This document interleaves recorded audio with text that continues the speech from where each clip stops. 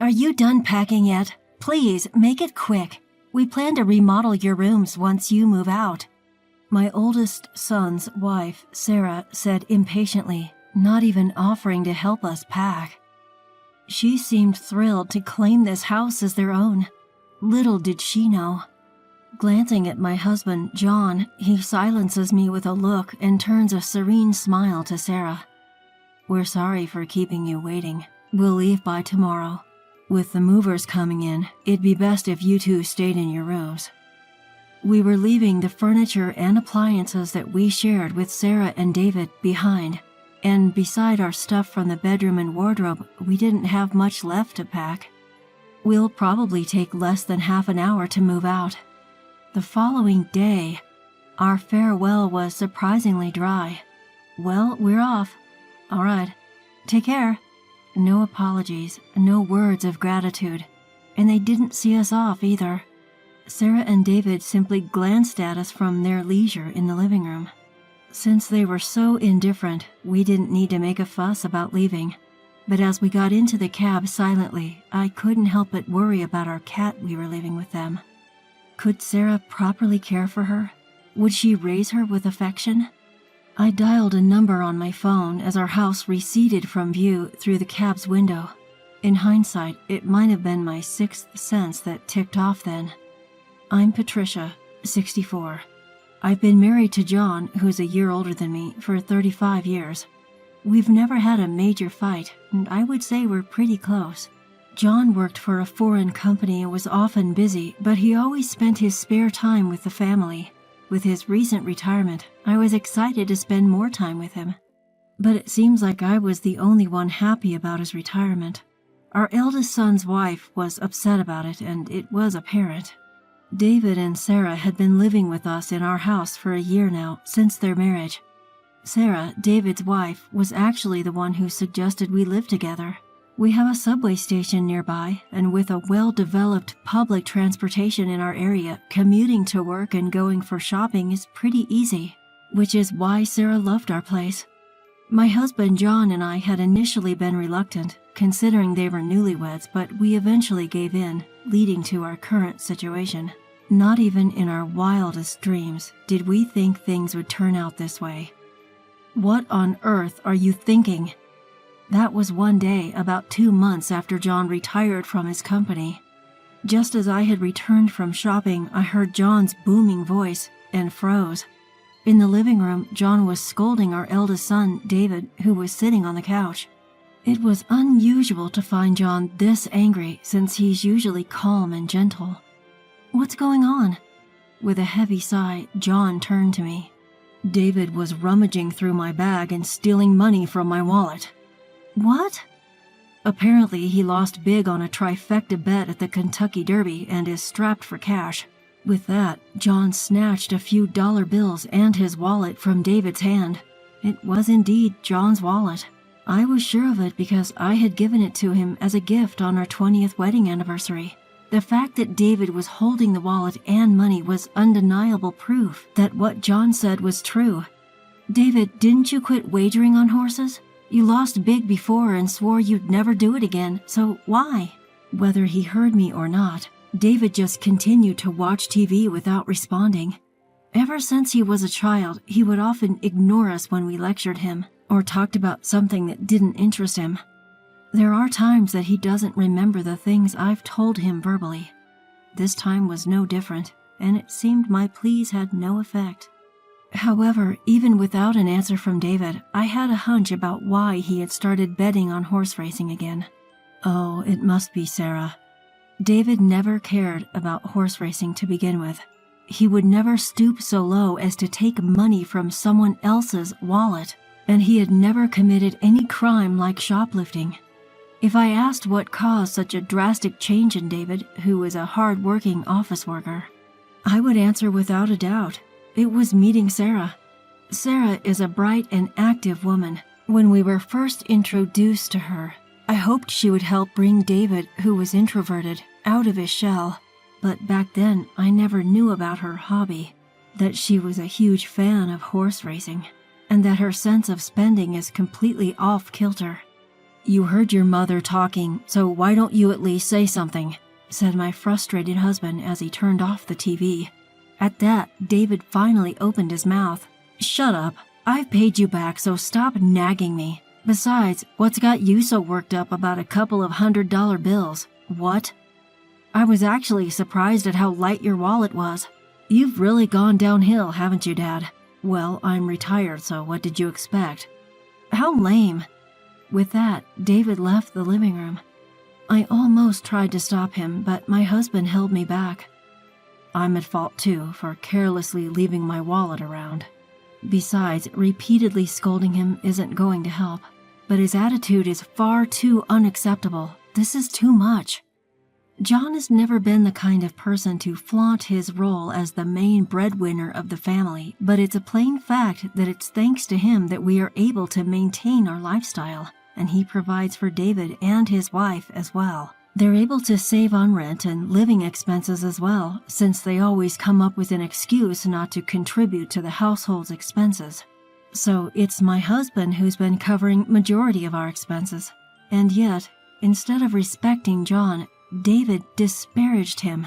David's comments were unacceptable, but I was also enraged with his wife for introducing him to gambling. A few days later, still feeling uneasy, I decided to ask David's wife directly. "It seems like David is struggling with money lately. Do you know anything about it?" "Oh, he apparently took a big hit at the Kentucky Derby." "You knew about it?" "Yeah, after all, I was the one who suggested we go together." Just as I thought. Sure enough, David had been drawn back in to horse racing by Sarah. Why would you do such a thing? David was trying to quit horse racing. Is that so? I had no idea. Please, Sarah, I'm begging you not to invite David to the horse races anymore. If this keeps up, won't you be in trouble too? Well, we each have our own earnings and we're just doing what we like, so I have no problem with it. I was taken aback by her reply. Certainly both David and Sarah, as a couple, were earning their own money, and they could spend it on whatever as long as they had food, rent, and clothing covered. But you two are a married couple, right? You might even have kids in the future, for their sake as well. We've decided not to have children. We don't want to give up the things we love just to be tied down raising a kid. I was shocked again by her response. There was too much information to process all at once, but in a way it made sense. Having children would require you to have more savings by tens of thousands of dollars, which is probably why they can be so careless with money. But even without children, a married couple is still a married couple. But as a couple, you should support each other when in trouble, right? David is in trouble right now. Well, why don't you, Patricia, and the rest of the family help him out? You're his parents and well off, right? Oh, are you living off your pension now? But you had your retirement fund, didn't you? My husband worked for a foreign company, so we don't have a retirement fund. Really? That's a bummer. I thought you had a nice retirement payout. We don't.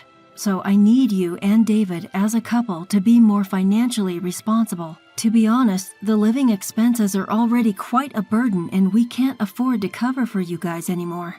Isn't that David's fault for losing? I can't take responsibility for that. But anyway, we can't right now. I was unable to secure a promise to support David and found myself ejected from David and Sarah's room. A week passed and David's financial problems remained unsolved. Was he so desperate that he had to pilfer money from his parents' wallet? Shouldn't we help him before he resorts to illegal activity? I discussed it over and over with my husband John, but in the end, this was the result of us spoiling him in the past. John convinced me that we needed to be firm this time for his future's sake, and I had to agree. We were providing him breakfast and dinner, and he had a pass for commuting to work. The goal was simply to have him make it until his next paycheck. But then the situation took an unexpected turn. It happened on a weekend night as we finished our dinner and were relaxing in the living room as usual. Ding dong. Our doorbell rang, but we weren't expecting any visitors, so I approached the front door to see who was visiting us this late at night. I opened the door, wondering if I had a package scheduled for delivery, only to be taken aback. Standing there was Sarah. Apparently, she couldn't open the door as her hands were full with a cardboard box. "What's going on? What's this box for?" As I hurriedly took the box from her, a rustling sound echoed from within, causing me to let out a scream. In an instant, the box opened, and I found myself face to face with the animal inside. It was a cat. "Isn't it cute? I found it abandoned on my way home," Sarah said with a proud grin. I was momentarily stunned, but I quickly remembered the gravity of the situation and yelled toward the living room. "John, go to our bedroom and shut the door immediately." I then closed the box and pushed it back toward Sarah. "Sarah, I'm sorry, but we can't keep a cat in our house." "Huh? Why's that?" I explained to the confused Sarah that my husband John has a severe cat allergy. In addition to developing inflammation upon contact with cat saliva, he also suffers asthma-like symptoms when inhaling cat hair or dander. There was even a time in the past when he was rushed to the hospital because David had returned from a friend's house who had cats, with his clothes covered in fur. I thought I had already told Sarah about this when we started living together, but she seemed to have forgotten. "So what are you saying? Do you want me to take it back where I found it? In this cold weather, it'll die." I was at a loss for words at Sarah's statement. I don't dislike cats. I couldn't possibly tell her to return it to the freezing cold outside. However, I can't expose my husband to danger either. "All right, you can keep it in your room for tonight, but just for tonight. Tomorrow we'll contact an animal shelter and ask them to take it in." I thought that at the very least an animal shelter would provide temporary refuge for the cat. Sarah reluctantly nodded in agreement to my suggestion. I told my husband and son about it, and they agreed to let the cat stay in John and Sarah's room for the night. However, things didn't go as smoothly as expected. The next morning, John and Sarah changed their minds and decided to keep the cat. "Sarah, that's not what we agreed on."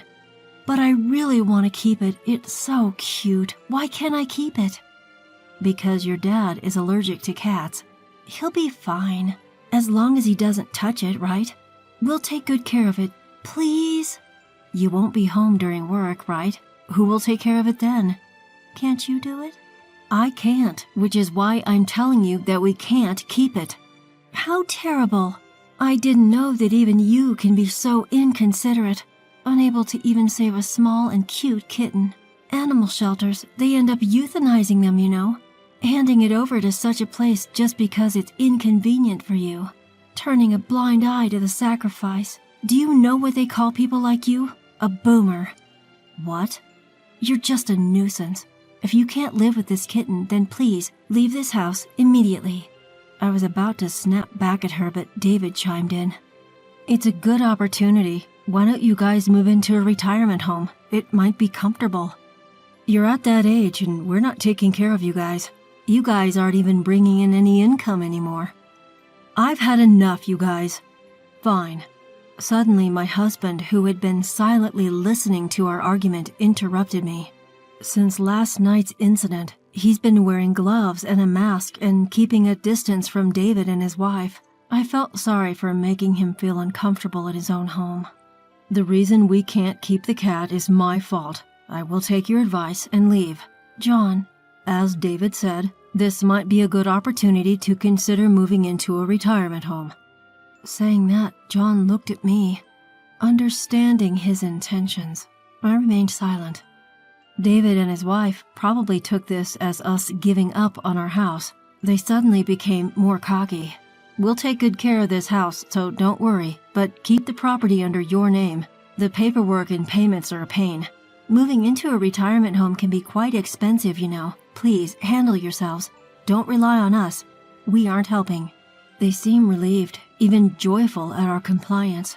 This must be their true nature. Perhaps they picked up that kitten on purpose, hoping for this to happen. I realized that we had been manipulated by Sarah. For the following week, I began packing while looking out for John. David and his wife, who had lost all reserve, continued to throw veiled insults at us. But they probably realized that if John collapsed, our move-out would only get delayed. So they did not let the cat out of their room. That was the only promise they kept. "Are you done packing yet? Please make it quick. We plan to remodel your rooms once you move out. Sarah said impatiently, not even offering to help us pack. It seemed they couldn't wait to make this house their own. They really don't know anything, do they? I glanced at my husband, but he silently calmed me down and gave a gentle smile to Sarah. We're sorry for keeping you two waiting. We'll leave by tomorrow. With the movers coming in, it'd be best if you two stay in your rooms. We were leaving the furniture and appliances that we shared with Sarah and David behind. And beside our stuff from the bedroom and wardrobe, we didn't have much left to pack. I bet it won't even take 30 minutes to move everything out. And came the next day. Our farewell was surprisingly dry. Well, we're off. All right. Take care. No apologies. No words of gratitude. And they didn't see us off either. Sarah and David simply glanced at us from their leisure in the living room. Since they were so indifferent, we didn't need to make a fuss about leaving. But as we got in the cab silently, I couldn't help but worry about our cat we were leaving with them. Could Sarah properly care for her? Would she raise her with affection? I dialed the number on my phone as our house receded from view through the cab's window. In hindsight, it might have been my sixth sense that ticked off then. I did have some concerns about our life after moving out, but things became much easier for me. After all, we had two less people to worry about. Everything from meals to making choices, I only had to put in half the effort I used to make. No need for considerations or worries. I felt like I had regained the freedom I had before David got married. About a week into this new daily routine, I received a call from Sarah one evening. After getting my husband's approval, I answered the call. Suddenly, a frantic voice echoed from the other end of the line. Sarah. Patricia, what's going on? Power and gas have been cut off. It seemed that she had just gotten home. She was so flustered that the call had accidentally switched to video, but all that could be seen on the screen was the light from a flashlight moving around in a pitch-black room. I couldn't see her face. That's because we canceled the contract for our utility bills. Of course they'd be off. What? What do you mean? Why did you cancel them? Are you trying to get us in trouble? Are you doing this because we kicked you out? Sarah, calm down. Is David there? Sarah, somewhat pacified by my husband's calm voice, responded, He just got home. David seemed to be having a mild panic attack at the sight of their pitch-black house. We waited for them to calm down before my husband explained the truth. We've actually sold the house. The new owner has been decided and the handover date is coming up soon. That's why we canceled our utilities contract. Sold? We weren't told about this. Were you going through the process without telling us? We live here. I couldn't help but interrupt Sarah, hearing her entitled claim. I did tell David about the contract and the handover date, even the progress. However, judging by Sarah's reaction, it was clear that David had not passed the message on to her. Rather, he may not even remember what he was told, given his habit of not listening. Over the past few months, the house had been in chaos due to meetings with real estate agents and potential buyers. David and Sarah, who are hardly home during the day, must have been oblivious to all this. There were plenty of chances for them to notice what was going on, but they missed them all. They simply never cared about what went on in the house, and that's on them. So I assumed you guys would move out soon after we did. Have you not moved out yet? I decided to ask, feigning ignorance. Immediately, a quarrel erupted on the other end of the line. Accusations were thrown around. It's your fault. I didn't know. We've been fooled. And so on. The image of David and Sarah arguing in the dark was both surreal and amusing. However, once their argument ended, David and Sarah turned their frustration back on us. Even so, isn't it overbearing to proceed with this without our consent? I don't remember agreeing to this. Well, I did get a reply. When I asked if it was okay to sell the house, you said, yeah, sure. Technically, all I received was an absent-minded response from David, who was watching TV at the time. Still, he agreed to it. It's his fault for not listening and giving careless responses. When I told him, David was momentarily speechless. But then he seemed to have a change of heart and shouted loudly, Ah, enough! I get it! So what are we supposed to do? What do you mean, what are you supposed to do? Where are we supposed to live? Where do we go now?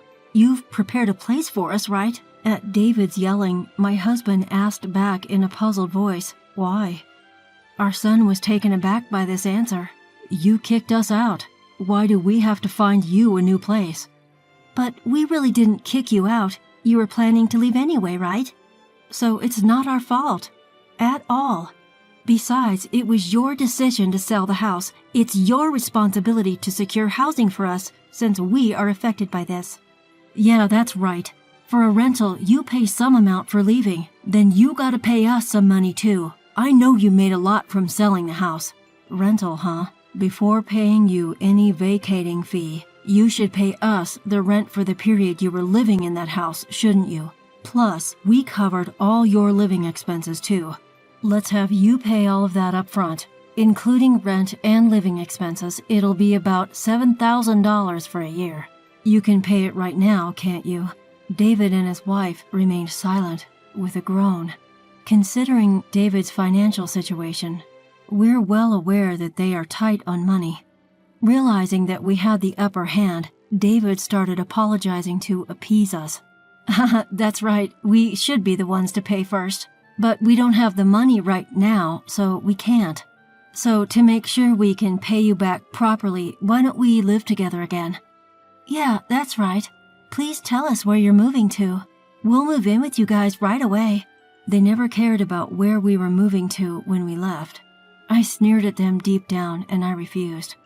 No, we can't live with a cat. Wasn't that the reason you kicked us out? We'll get rid of the cat right away, so... I felt deeply sorry for the cat at their excessively selfish words. As expected for David and his wife, the cat was nothing more than a tool to kick us out of the house. As long as it benefits you, you're willing to put others' needs over your wants. Doesn't that make you a boomer? When they had their own words thrown back at them, Sarah started to cry. But we have no obligation to be swayed by their tears. Besides, the place we moved into is an apartment for the elderly, so young people like you can't live there. You're the ones who suggested it, remember? Saying we should go to a nursing home? As you said, it's very comfortable. Don't worry, my husband and I will live happily here. After talking over them, I hung up. All I could hear from the phone was David and Sarah crying. In the end, we never heard an apology from them. Soon after that, the young couple left the house. Apparently, they had no savings, and they both declared bankruptcy and now live in public housing.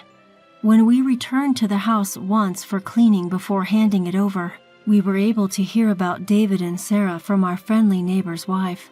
According to her, they had quite a hard time packing in a house without electricity, and as expected, they left the cat behind when they moved.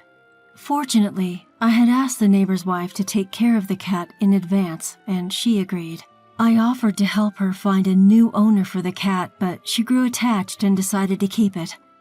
What was surprising was that David and his wife didn't get divorced. Those two are probably meant for each other.